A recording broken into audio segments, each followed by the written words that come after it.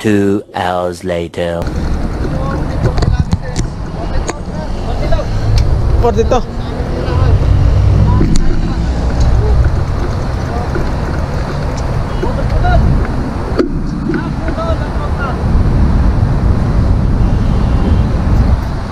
Palabag kami.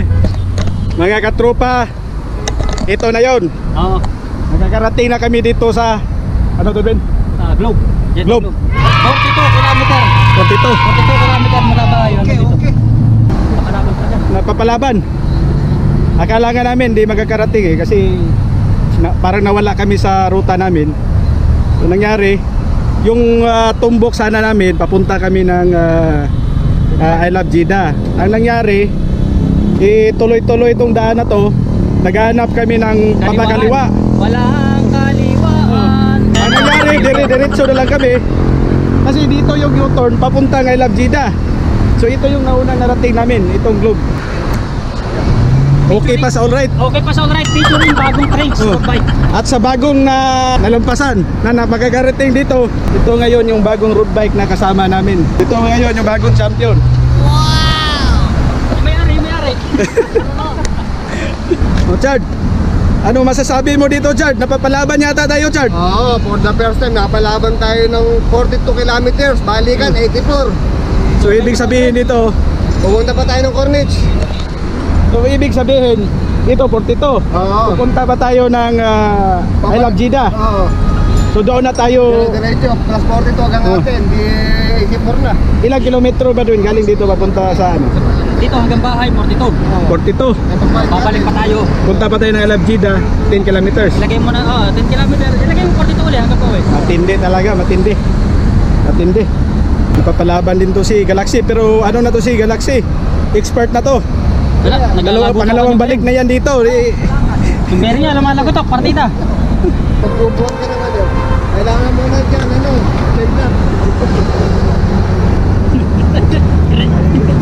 Pag mag-aayos ka ng bike, mabigat eh.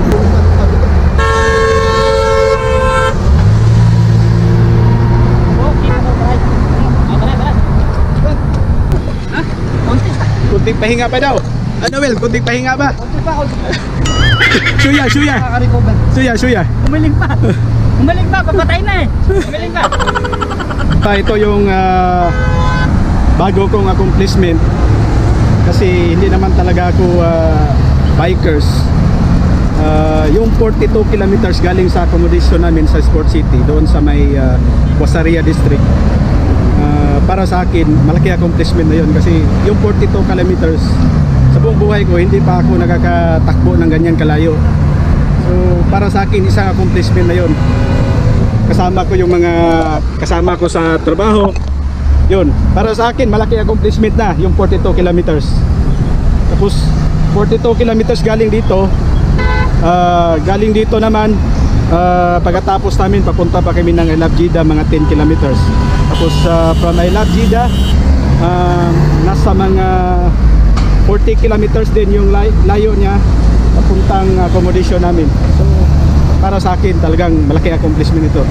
Kasi may goal din ako sa katawan ko na to be physically fit all the time. Lalo na ngayon sa panahon ngayon sa COVID time, kailangan talaga namin na yung ensayo palagi araw-araw, papawis kasi mahirap din sa trabaho, paupo lang, wala masyadong papawis. Kaya ang mangyayari, siyempre yung cholesterol mo sa katawan mo na may ipon. So yun yung usually kung bakit tayo nagkakasakit. Ngayon, galing dito sa may Globe naman namin is yung sikat dito na I Love Jeddah. Mga 10 kilometers galing dito.